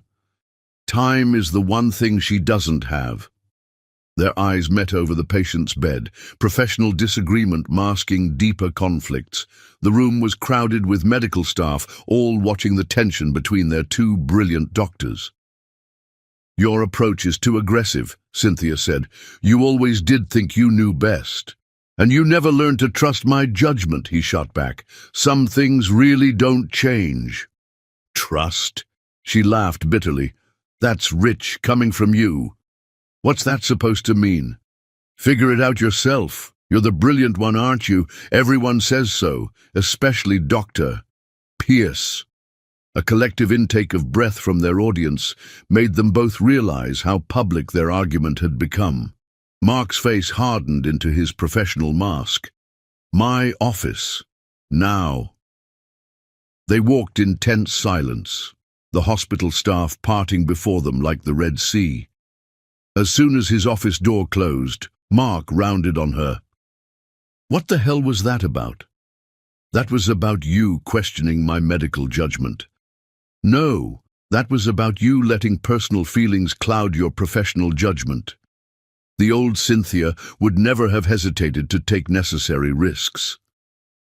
The old Cynthia trusted her surgical partner completely, she shot back. The old Cynthia believed in forever. And what changed? What made you stop believing? You did.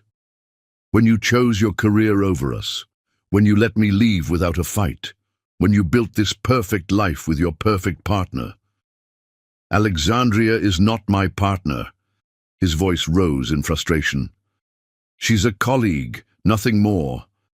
How many times do I have to say it? Actions speak louder than words, Mark. I've seen how you are together, how everyone expects you to end up together. The brilliant surgical duo making history together. Is that what this is about? You're jealous of a professional relationship?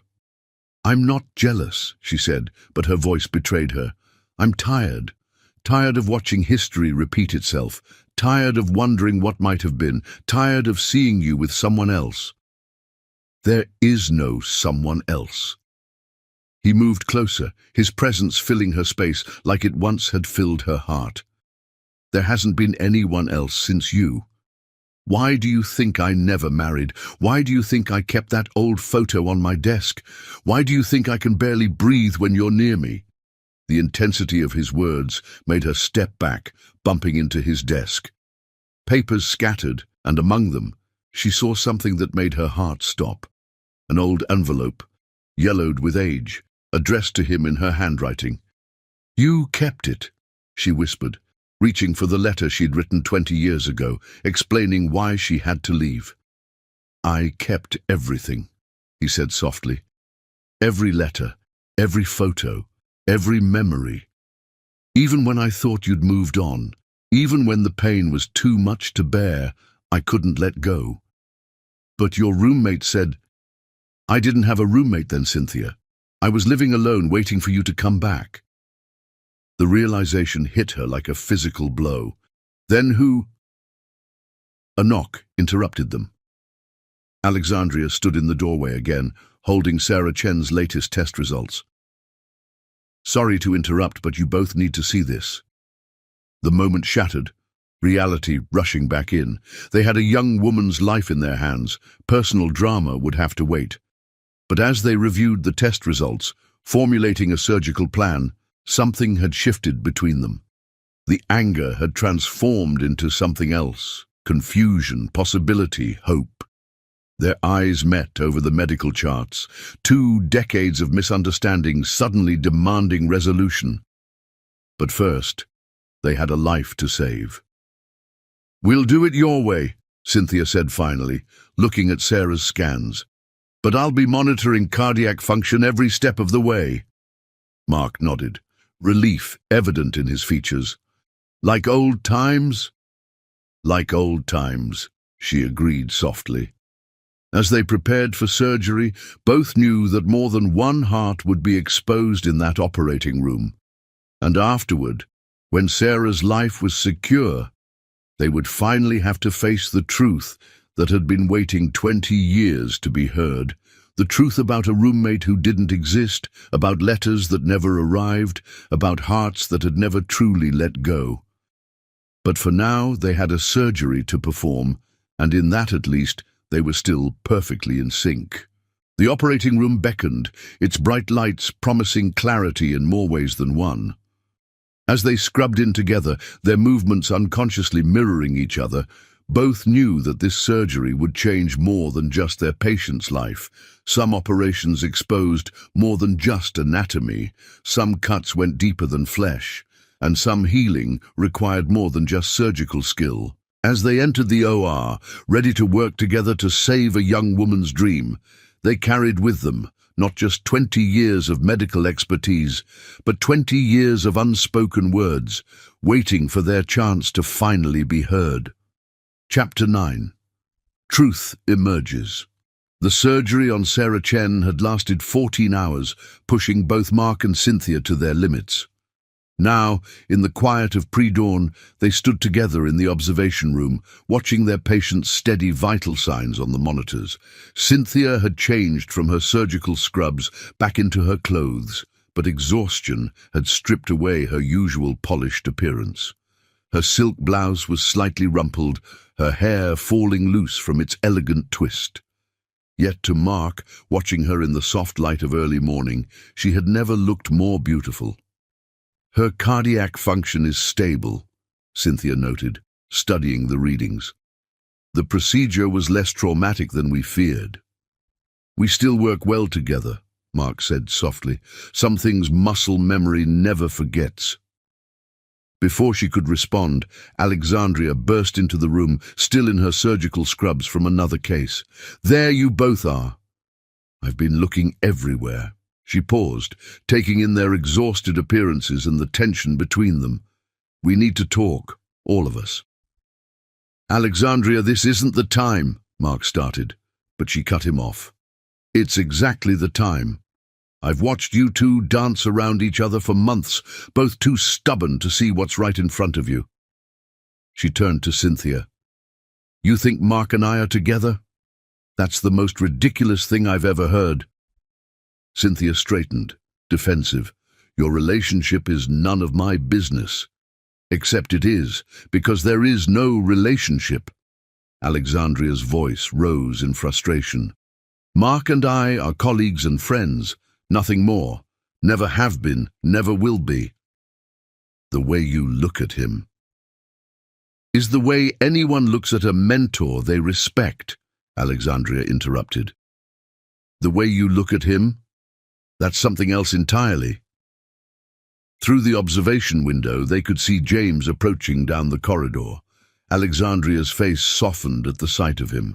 "Speaking of looks," she continued, "you should know, James isn't interested in you romantically, Cynthia. He can't be, because he's my fiancé." The revelation landed like a thunderbolt in the quiet room. Cynthia stared at Alexandria, then at James as he entered, his smile brightening at the sight of his fiancée. "You and James," Cynthia's voice trailed off, "are getting married in spring," Alexandria confirmed. "He only visits your department so often because we're collaborating on the pediatric cardiac wing. A wedding present to me, of sorts, combining my work with his company's innovations." James moved to Alexandria's side, slipping an arm around her waist. "I should have been clearer about my intentions," he said to Cynthia. "But watching you and Mark, seeing how you look at each other when you think no one's watching, I couldn't bring myself to pursue something that would have been unfair to everyone involved. But the dinners, the attention, professional interest in your cardiac expertise," James explained, "and, I admit, a desire to understand the woman Mark's been comparing every other woman to for 20 years. Mark made a strangled sound of protest, but Alexandria wasn't finished. "Do you know what he keeps in his desk drawer? Your picture from medical school. Do you know why he never comes to hospital social events with dates? Because he's still in love with you." "Alexandria," Mark warned, but she waved him off. "No, you've both been idiots long enough. Mark's been carrying your picture in his wallet for 20 years, Cynthia. He compares every woman to you, which is why he's still single. And you," she turned to Cynthia, "you run away every time there's a chance for happiness because you're scared of being hurt again." The truth of her words filled the room like physical presence. Through the window, they could see Sarah Chen's parents arriving for early morning visiting hours, their love and concern evident in every movement. 20 years ago, Alexandria continued more gently, something went wrong.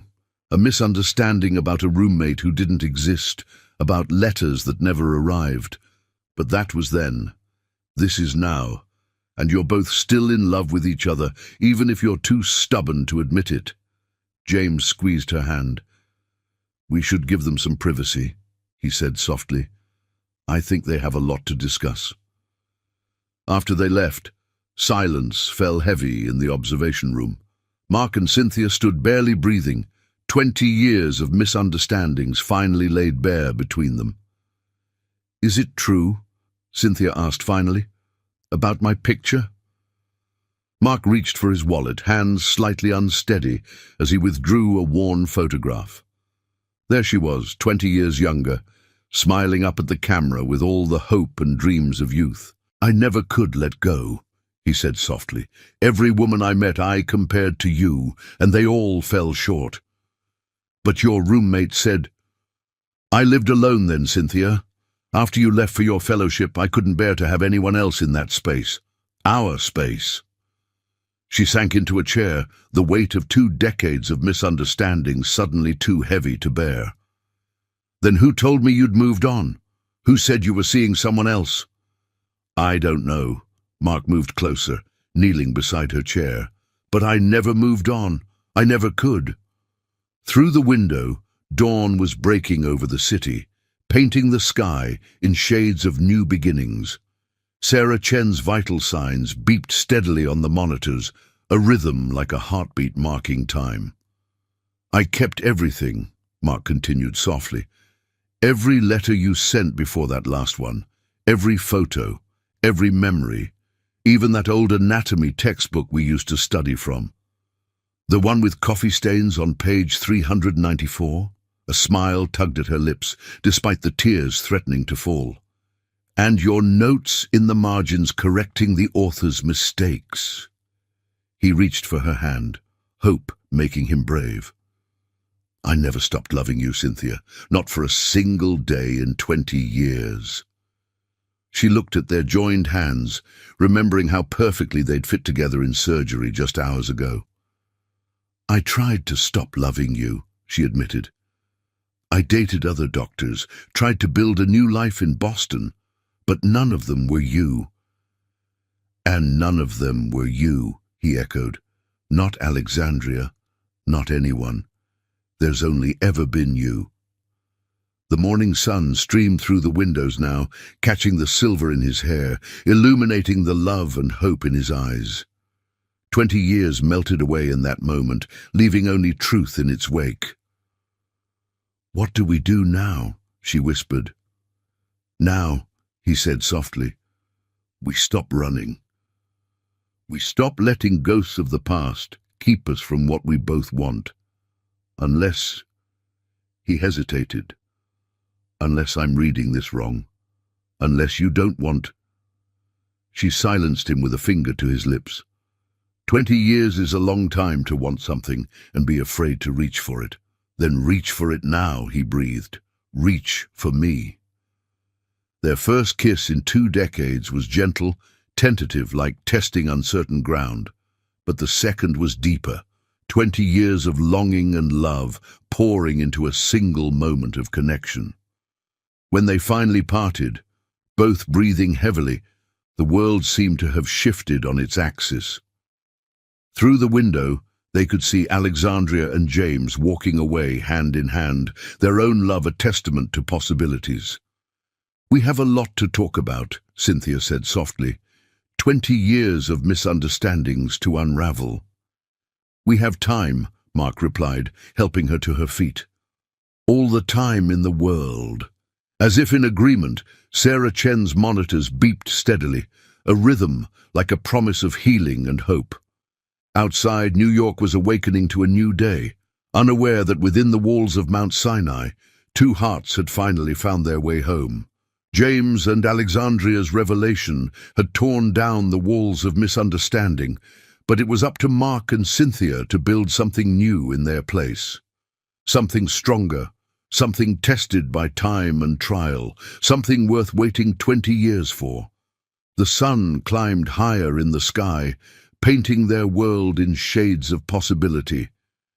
And in the quiet of that observation room, surrounded by the steady beep of monitors and the warm light of dawn, 2 hearts that had never truly been apart began to beat in sync once more. Chapter 10. The Confrontation. The evening after Alexandria's revelation found Mark and Cynthia in his office, surrounded by the ghosts of their past. Mark had retrieved a box from his home during a brief break between surgeries, a time capsule of their shared history that he'd kept hidden away for 20 years. Cynthia sat on the leather couch, holding a stack of her old letters, each one carefully preserved. Her hands trembled slightly as she recognized her younger self in the passionate scrawl, the dreams and hopes they'd once shared spilling across yellowed pages. "You kept them all," she whispered, touching the pages gently. "Every single one." Mark sat beside her, close enough to feel her warmth, but not quite touching. "Even the last one, the one where you said goodbye." He pulled out a particular envelope, more worn than the others, as if it had been opened and read countless times.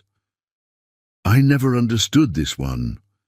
You wrote about someone telling you I'd moved on, that I was seeing someone else. But Cynthia, I was alone, waiting for you." She took the letter, her own words from 2 decades ago staring back at her. "I called our old apartment," she said softly. "A man answered, said he was your roommate. He told me you were out with your new girlfriend, that you'd moved on months ago." Mark's face darkened. "What man?" "I lived alone after you left for your fellowship. I couldn't bear to have anyone else in our space. He said his name was David." The memory still had the power to hurt. He seemed to know details about our life together, about your schedule at the hospital. "David?" Mark stood abruptly, pacing the office. "The only David I knew then was—" But he couldn't have— He stopped, realization dawning. David Matthews. The resident who was competing with me for the neurosurgery fellowship.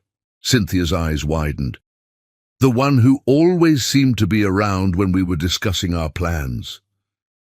He must have overheard us talking about your fellowship in Boston, about how we planned to make it work long distance.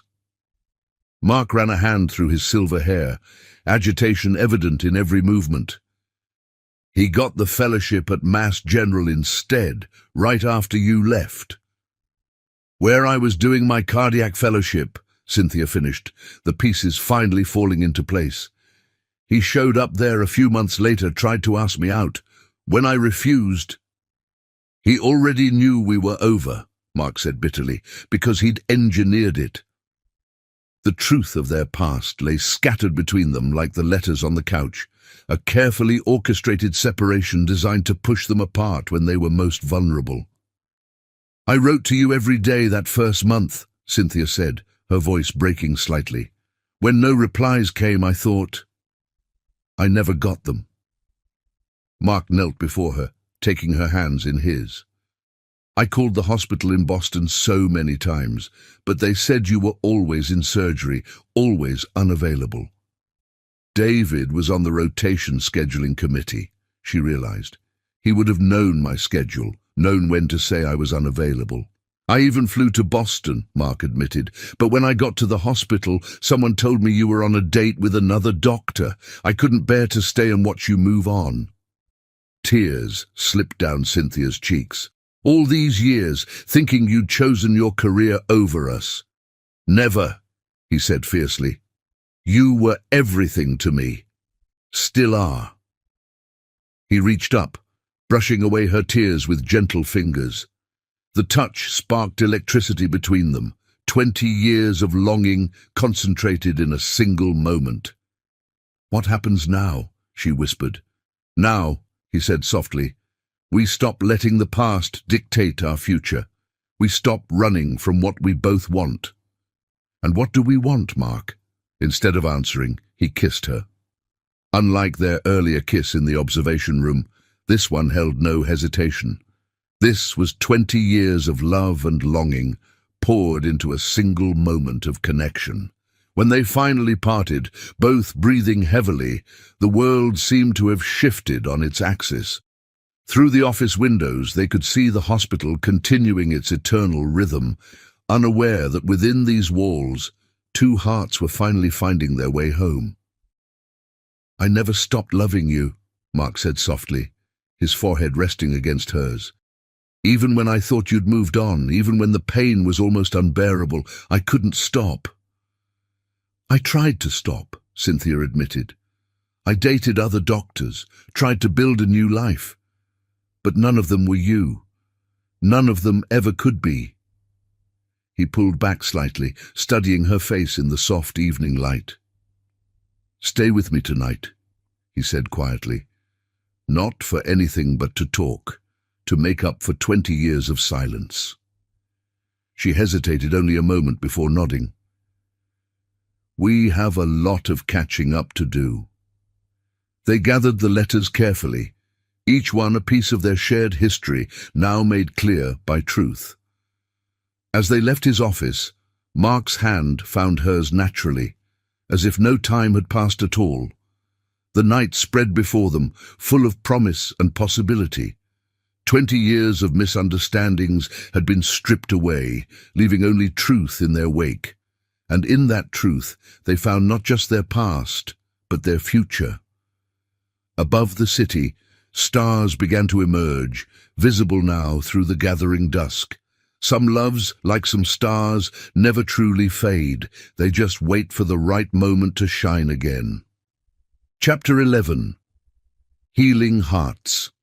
Dawn found them in Mark's penthouse apartment overlooking Central Park, where they'd spent the night talking, crying, and healing 20 years of wounds. They'd barely slept, too caught up in rediscovering each other, in sharing the stories of their time apart. Cynthia stood at the floor-to-ceiling windows, watching the sun paint the city in shades of gold. She'd borrowed one of Mark's shirts, the soft fabric falling to mid-thigh, her feet bare against the polished hardwood. Behind her, she could hear him in the kitchen, the familiar sounds of coffee brewing bringing a sense of déjà vu so strong it made her heart ache. "Still take it with vanilla," he called out, and she smiled at how easily they'd fallen back into old patterns. "Some things never change," she replied, turning to watch him move through the kitchen with practiced ease. He'd changed into casual clothes, jeans and a soft grey sweater that made him look more approachable than his usual surgical attire. The morning light caught the silver in his hair, and Cynthia found herself thinking he was more handsome now than he'd been 20 years ago.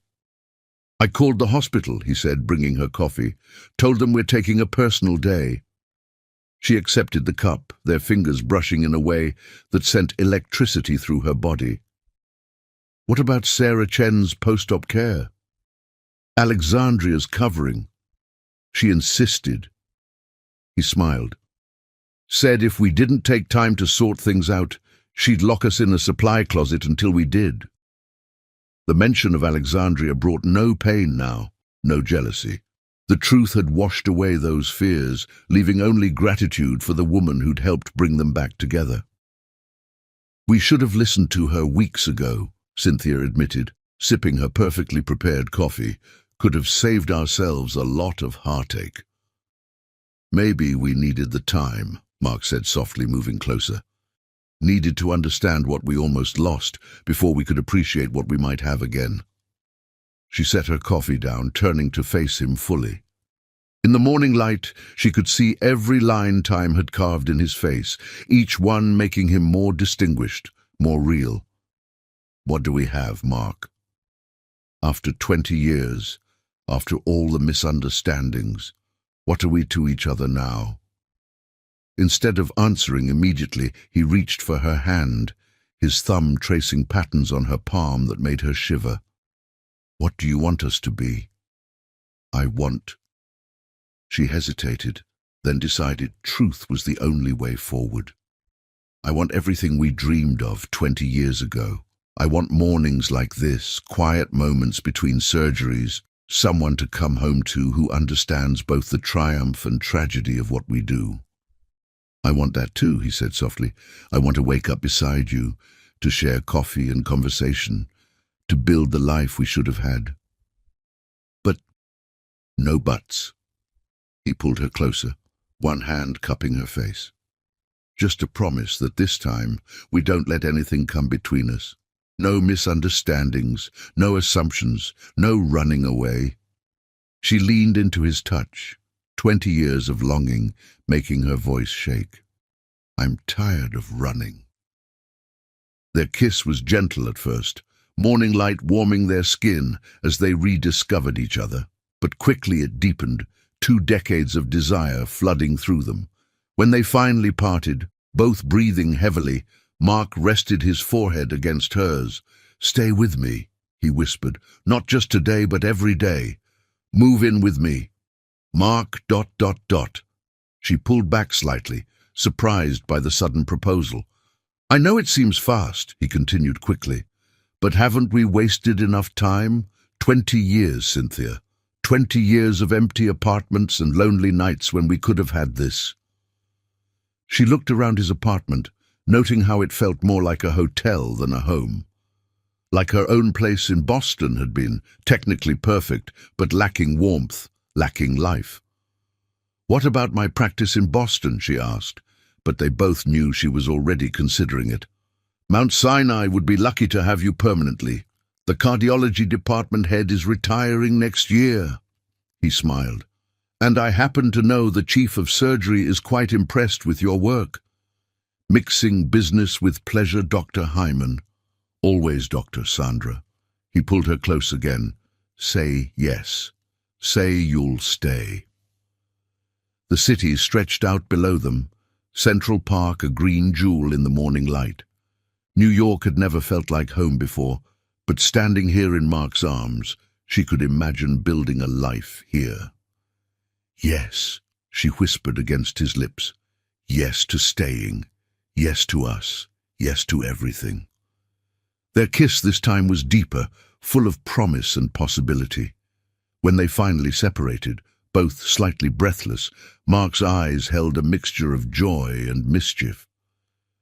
"You know," he said softly, "we never did properly celebrate Sarah Chen's successful surgery. And how would you suggest we celebrate, Doctor? Hyman?"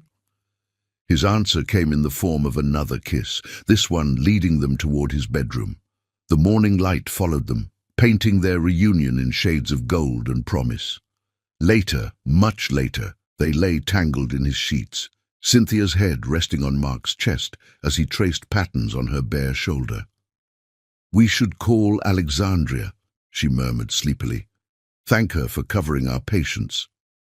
"Already done," he replied, pressing a kiss to her hair. She said, and I quote, "Finally, now maybe we can all get some work done without the sexual tension filling every operating room." Cynthia laughed, the sound freer than it had been in years. "She's not wrong. We were rather obvious, weren't we?" "Apparently everyone knew except us." His fingers continued their gentle exploration of her skin. James said he knew from the first time he saw us together that there was no point pursuing you. His loss is your gain. My gain indeed. Mark's voice grew serious. I won't waste this second chance, Cynthia. I promise you that. She propped herself up on one elbow, studying his face in the late morning light. Neither will I. No more running, no more assumptions. No more letting others come between us. Speaking of others, she hesitated. Whatever happened to David Matthews? Mark's expression darkened slightly. Last I heard, he lost his medical license. Ethics violations at Mass General. Karma, Cynthia murmured, settling back against his chest. Though in a way, we should thank him. Thank him? For 20 years of separation? For making us appreciate this moment more? She pressed a kiss to his chest, right over his heart. For making us understand what we almost lost. His arms tightened around her. Still, if I ever see him again... You'll do nothing, she interrupted, because he's in the past and we're focused on the future. The future stretched before them, full of possibility. Their phones would soon buzz with hospital emergencies, patients would need their attention, and life would resume its normal rhythm. But now they would face it together, 20 years wiser and more certain than ever of what they wanted. I love you, Mark said softly, the words filling the quiet room. I never stopped loving you, not for a single day in 20 years. I love you too, she replied, the words feeling both familiar and new. Always have, always will. Outside, New York continued its eternal dance, unaware that within this apartment overlooking Central Park, two hearts had finally found their way home. Some loves, they were learning, were worth waiting for. Some hearts needed time apart to understand how perfectly they fit together, and some stories, like theirs, needed 20 years to find their way to the perfect ending. Or perhaps, they thought, as they drifted off in each other's arms, not an ending at all, but rather a new beginning. Chapter 12. Coming Full Circle. 2 months after their reconciliation, the day before their wedding, Mark surprised Cynthia with a private moment in their special place, the hospital roof where they'd spent countless nights during their residency. He'd transformed the space into a romantic haven with thousands of twinkling lights and white roses everywhere. What's all this? She asked, breathless at the sight. I wanted one last private moment, he explained, pulling her close. Tomorrow we share our joy with everyone, but tonight is just for us. He led her to a small table, set for two, champagne chilling in an ice bucket. Remember our last night as residents? We had dinner up here, planning our future. You brought Chinese food from that little place on 3rd Street, she smiled, touching the familiar takeout containers. You remembered. I remember everything about us, he whispered, pulling out her chair. Every moment, every dream, every plan we made. They shared dinner under the stars, talking about everything and nothing, their hands constantly touching as if afraid to lose contact. When soft music began playing, their song from 20 years ago, Mark pulled her to her feet for a dance. Getting sentimental, Dr. Hyman, she teased, melting into his arms. Always for you, he murmured against her hair. I have something for you. He pulled out a small velvet box. Inside lay his grandmother's diamond earrings, which she'd made him promise to give only to his true love. She knew, even back then, that you were the one. Tears sparkled in Cynthia's eyes as he fastened them to her ears. They're beautiful. Not as beautiful as you'll be tomorrow, he said softly. Though you might want to save your tears, tomorrow's going to be emotional enough. The next morning dawned clear and perfect. Mount Sinai's chapel had been transformed into a romantic wonderland. Crystal chandeliers hung from the ceiling, dripping with white orchids and roses.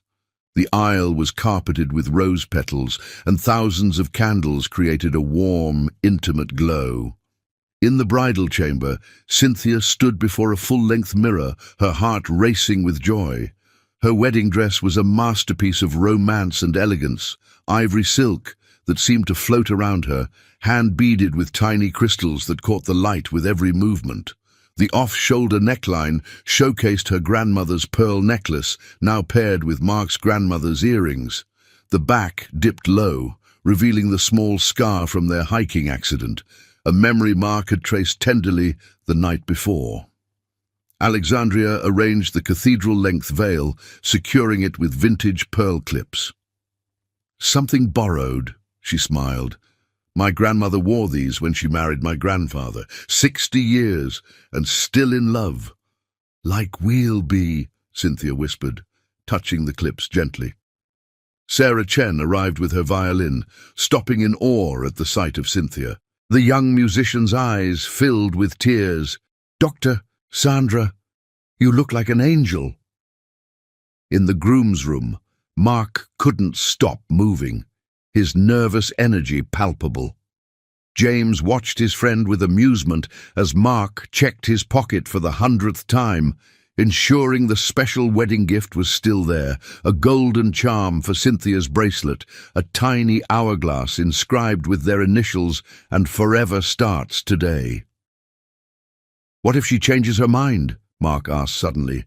"What if 20 years is too long to bridge?" James gripped his shoulders firmly. "Mark, that woman has loved you for 2 decades. Nothing could keep her from you today. The way she looks at you, that's the kind of love people write stories about."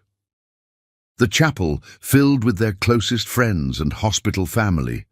The nurses who'd watched their love story unfold sat dabbing at tears already.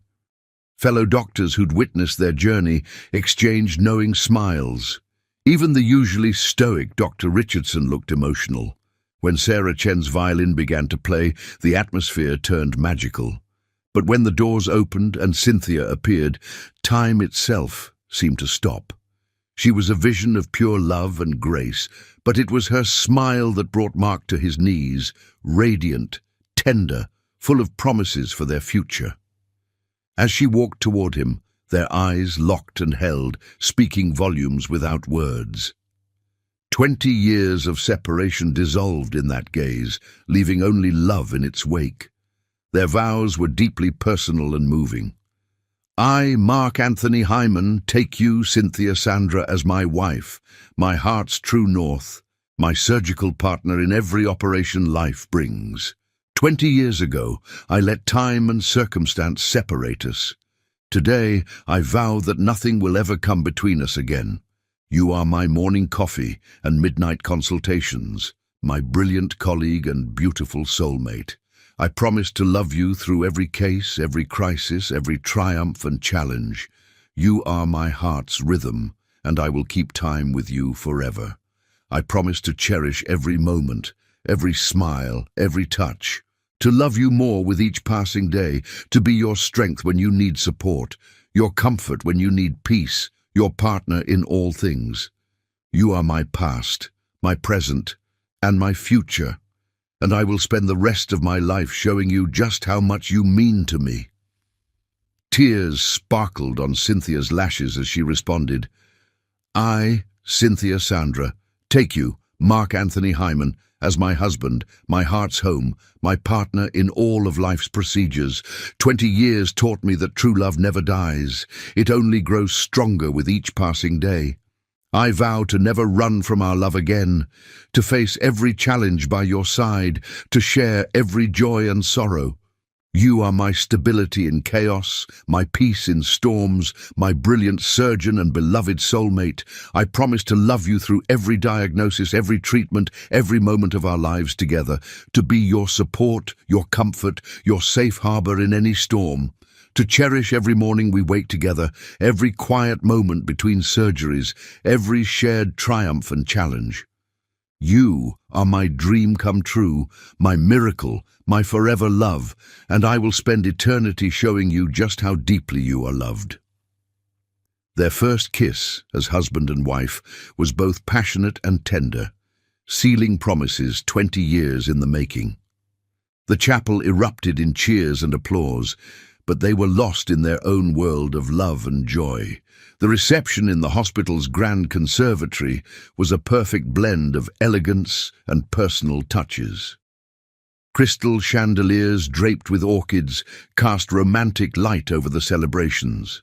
Their first dance was magical, Sarah Chen's violin adding an ethereal quality to their special song.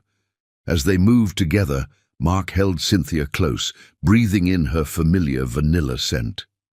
"Happy," he whispered against her hair. "Beyond words," she replied, then pulled back with a mysterious smile, "though there is something that might make this day even more perfect." What could be more perfect than this? Her eyes sparkled with joy as she guided his hand to rest against her still flat stomach. "Our love created a miracle. I'm 6 weeks along." Mark's eyes widened in wonder, his hand trembling against her abdomen. "A baby. Our baby." Her answering kiss was so passionate their guests broke into fresh applause. When they parted, both breathing heavily, Mark pressed his forehead to hers. "I love you," he whispered, "both of you, so much." "We love you too," she replied, her voice thick with emotion. As evening fell, the conservatory glowed with thousands of tiny lights like stars. Mark and Cynthia stood wrapped in each other's arms, watching their friends and family celebrate. "No regrets?" he asked softly. "About the time we lost?" "No," she turned in his arms, reaching up to trace his beloved face. "Those years made us who we are. They taught us to cherish every moment, every touch, every breath together." "Then here's to our forever," he smiled, pulling her close. "To mornings and nights, to quiet moments and grand adventures, to building the life we always dreamed of." "To our love story," she whispered, rising on tiptoe to kiss him.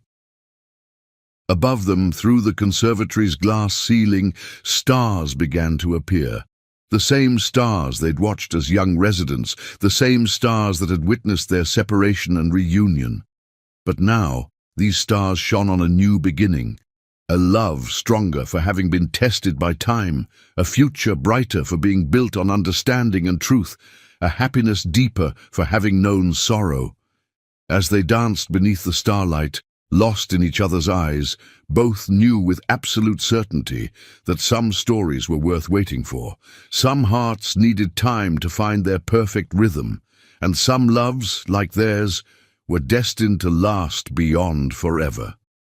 In the quiet moments of their perfect day, they shared soft kisses and gentle touches, each one a promise of the life they would build together.